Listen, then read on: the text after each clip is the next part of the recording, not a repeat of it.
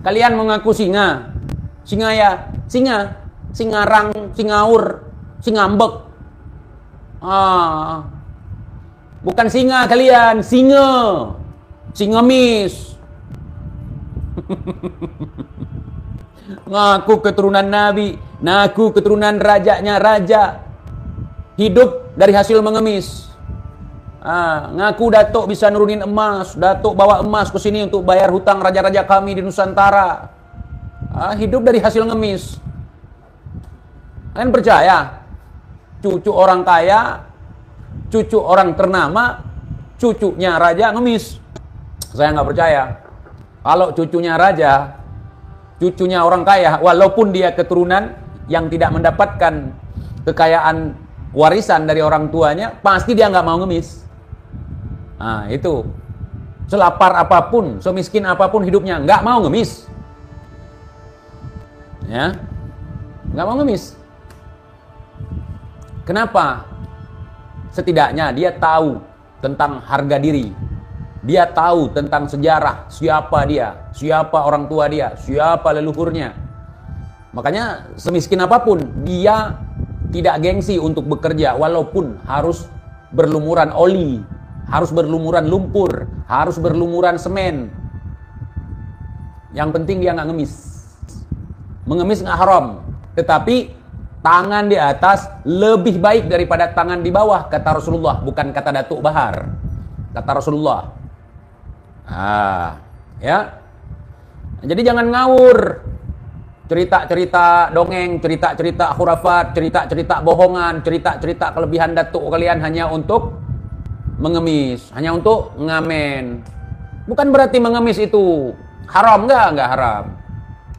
Cuman orang yang mengaku dirinya mulia, setidaknya dia membuktikan bahwa dia mulia, bukan peminta-minta. Kalau ngemis, memaksa, itu yang nggak boleh. Itu namanya rampok. Kalau fatwa Habib Hani, merampok lebih afdol daripada mengemis. Enggak seperti itu. Ya, enggak seperti itu. Kemudian ngemis dengan berdongeng. Nanti kita akan bangun sebuah swalayan yang tujuannya untuk menyaingi produk-produk kafir. Misalnya 212 Mart. Kemudian mengemis untuk sebuah bualan. Nanti kita akan ambil sumbangan dari umat Islam, kita akan bantu pemerintah, kita akan belikan kapal selam. Mana 212 Mart yang bisa mengalahkan Alfamart, Indomart? Mana? Itu bukan bual. Kasihan sumbangan rakyat, kasihan sumbangan umat. Kalian tilep juga. Ngemis kok banyak gaya. Terus kapal selam yang kemarin itu minta sumbangan, kemana itu kapal selamnya? Ya kapal selam, itu namanya juga kapal selam, ya tenggelam lah. Iya, kapal selam kan nggak boleh tenggelam. Dia nyelam dengan tenggelam beda. Kapal selam ya tugasnya menyelam, bukan tenggelam. Tenggelam sih tenggelam, tapi bukan tenggelam, dia menyelam. Artinya tenggelam yang bisa terkendali, itu namanya kapal selam. Mana? Gua curiga. Sumbangan untuk Palestina juga ditilep. Berapa banyak itu? Sumbangan ke Palestina. Cuman gaya di kamera, gaya di media, saya sudah menyumbangkan ke anak Palestina, menyumbangkan ke Palestina, anak Palestina diundang.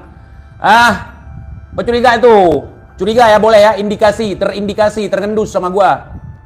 Nanti sebagai pertanggungjawaban kepada masyarakat, kepada umat, kita undang anak-anak Palestina barang 2 orang, 3 orang gitu. Seolah-olah kita yang paling dermawan, kita paling bantu.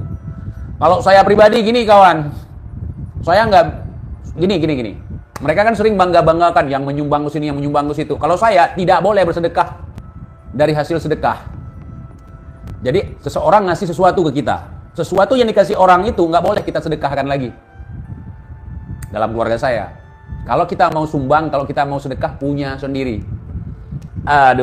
Ngaku encuk Nabi, ngaku datuknya kaya, ngaku datuknya ngasih makan orang pribumi, ngaku datuknya bawa ini bawa itu.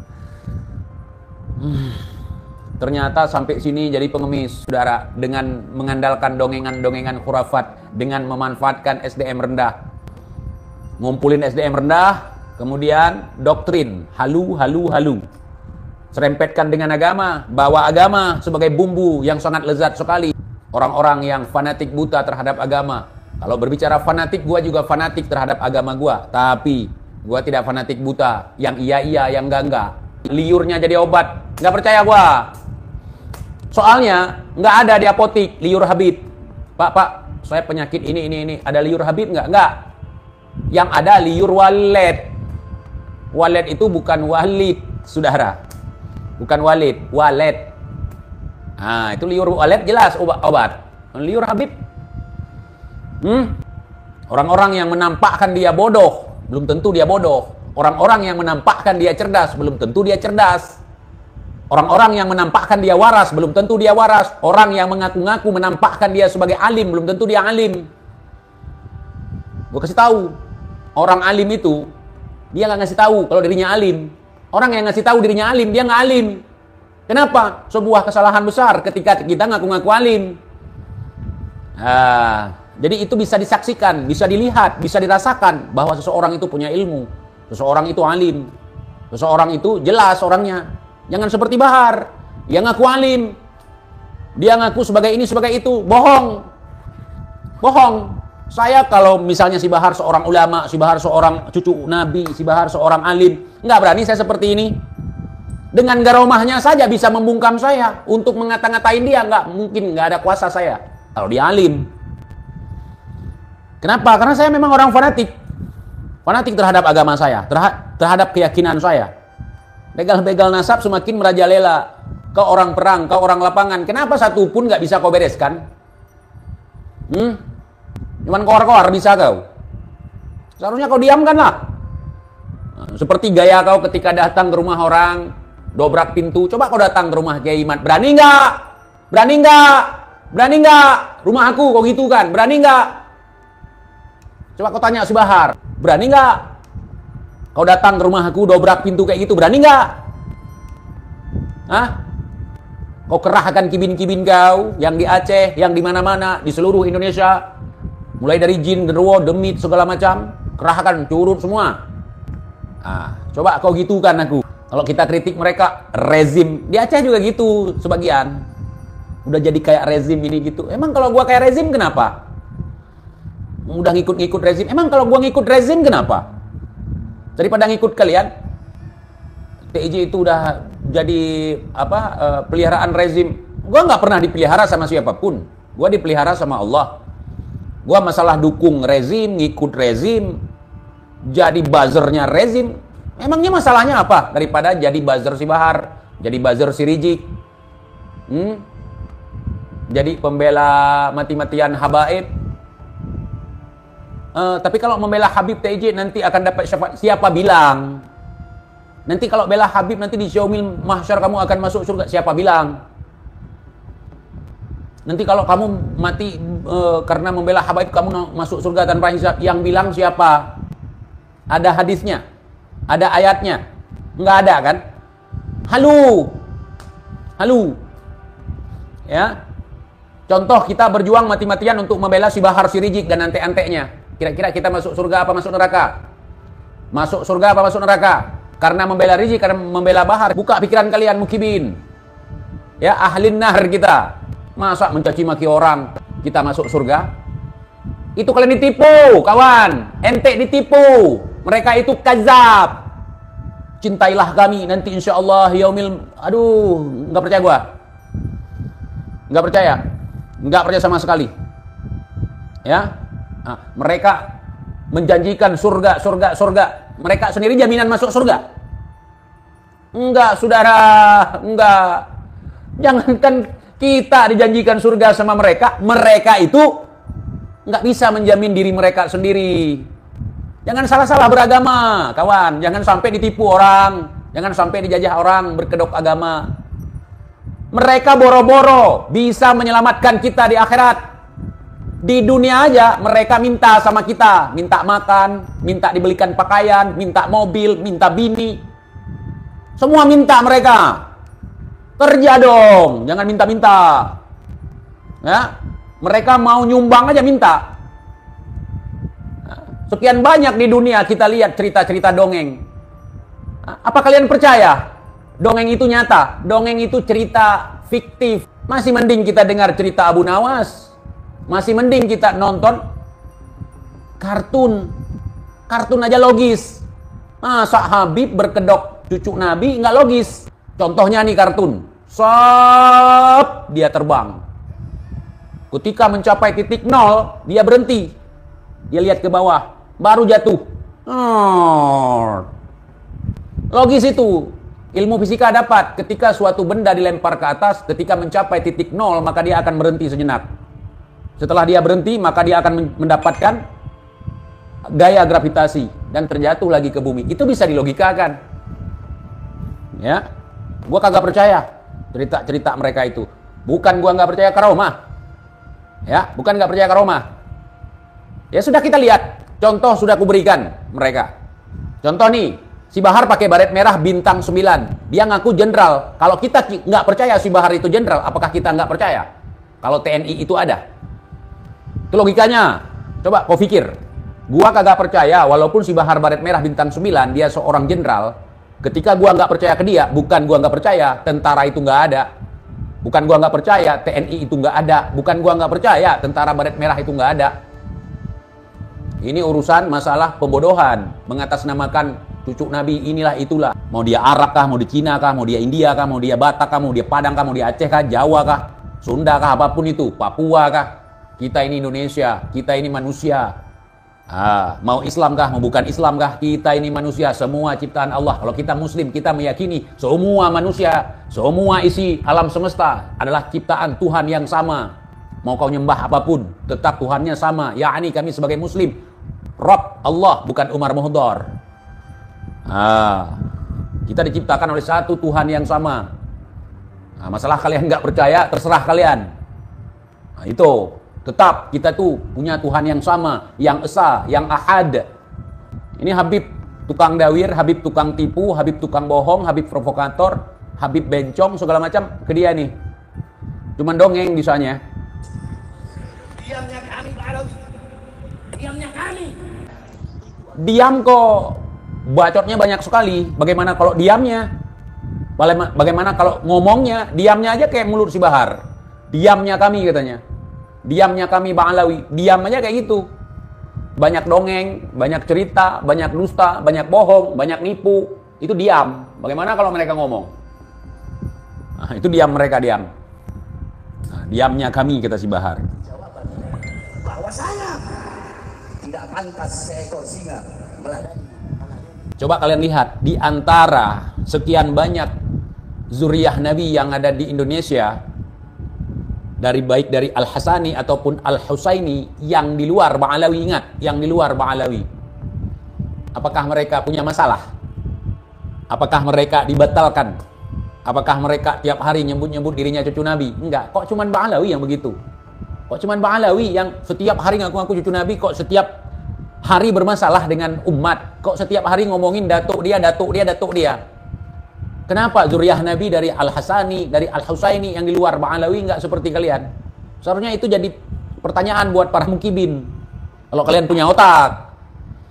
Coba lihat, berapa banyak, di Aceh ini contoh, berapa banyak keturunan Al-Hasani di sini? Berapa banyak keturunan Al-Husaini di sini yang di luar Bang Alawi? Bahkan di nama mereka tidak dituliskan Sayyid Syarif, enggak dituliskan di nama mereka. Di nama KTP, tapi di nisan mereka. Nisan mereka baru ditulis. Di dalam tubuh saya mengalir darah suci Rasulullah. Enggak malu. Orang malu ngomong seperti itu. Coba azan, coba azan. Asyhadu anna Muhammadar Rasulullah.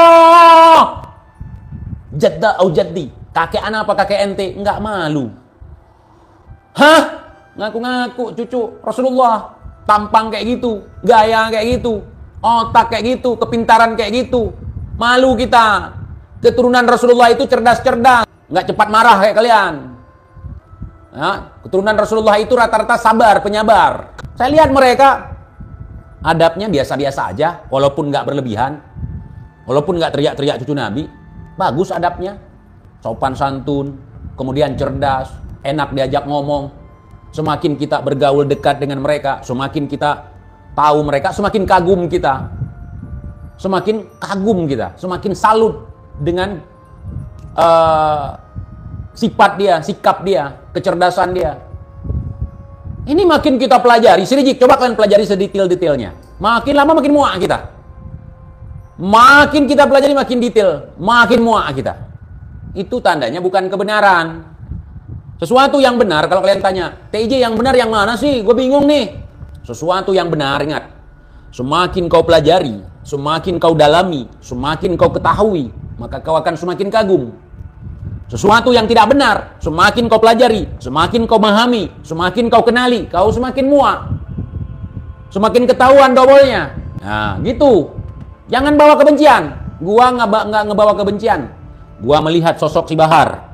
Gua melihat sosok si Rijik. Dulu gua kagum dengan monyet-monyet ini. Dulu gua kagum dengan cucu lutung ini. Cucu lutung kan monyet. Jangan marah ya, ente sendiri bilang ente cucunya si lutung.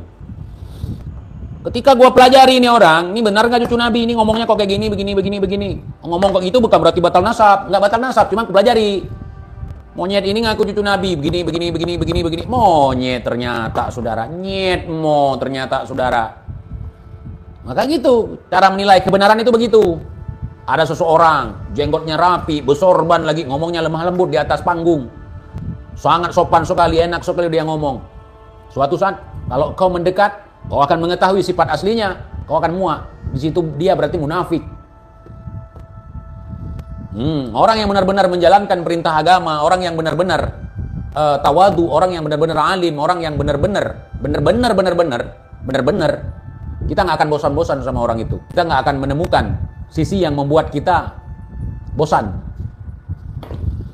Karena ilmu yang dia bahas ilmu, yang dia praktikkan ilmu, yang dia contohkan ilmu, yang dia teladani ilmu, maka dia patut dijadikan sebagai panutan. Paham? Bukan dia ngaku. Misalnya gini, saya adalah orang paling alim. Bukan pengakuan dia, itu cuma omon-omon. Karakter dia, cara dia. Kalau ada orang yang ngomong, Anda mau tahu kelembutan hati saya? Anda ingin tahu kelembutan hati saya? Itu nggak perlu, itu dia dusta. Kelembutan hati dia ceritakan. Enggak ada orang seperti itu, orang alim, orang berilmu. Ente mau tahu kelembutan hati saya bagaimana? Itu enggak ada, dia enggak nyeritain. Enggak nyeritain, tetapi dia contohkan. Dia bukan untuk memamerkan, bukan. Memang tabiat dia seperti itu, kelakuan dia seperti itu. Jadi kalau pernah dengar ada ulama ataupun orang yang pernah terbang ke langit ketujuh ngomong, mau lihat kelembutan hati saya, belum pernah tahu kelembutan hati saya. Nih denger ya, mohon maaf nih, denger nih. Nggak ada itu. Itu nggak ada, zong itu. Maka disitulah kita harus mempelajari siapa orang yang benar-benar ulama atau cuman ngaku-ngaku ulama. Munafik itu, bahar la'natillah itu. Apakah Kiai Imaduddin juga belajar mantik dan balaghah? Kata para mukibin itu biasa mematahkan pendapat Kiai Imam. Nggak tahu saya bang. Beliau seorang ahli bahasa. Nah, kalau beliau bisa secerdas itu, bisa membuat penelitian secerdas itu, nggak mungkin dia nggak belajar mantik. Nggak mungkin dia bisa ngarang kitab nggak belajar balaghah. Apalagi nggak belajar nahu. Kibin kau dengerin, saudara. Jangan kau dengar kibin. Kibin itu cuman robot-robot. Manusia yang dijadikan robot. Bukan robot yang dijadikan manusia, bukan robot manusia, manusia robot. Manusia udah jadi robot, otaknya dibuang, dipakai memori. Paham? Robotnya pun robot gagal. Kalau robot cerdas ya, robot pinter ya tahulah sendiri. Nah, ini robot gagal. Kibin kapan pinternya ya bang? Kalau Kibin sudah berhenti jadi Kibin, sudah insaf, sudah taubat. Nah, otaknya yang dulu pernah dicuci dengan air comberan, kita cuci lagi dengan air dari pergunungan. Dengan air pegunungan. Mayat udah di dalam kubur, dia nanya arah kiblat kemana. Itulah si Bahar. Kita bukan ulama, kita bukan santri, kita seorang muslim. Tentu kita tahu jenazah itu menghadap kiblat. Kepalanya ke utara, wajahnya ke kiblat. Kita kan bisa lihat ini gundukan tangan dia ini. Walaupun udah jadi pocong. Aduh, Bahar.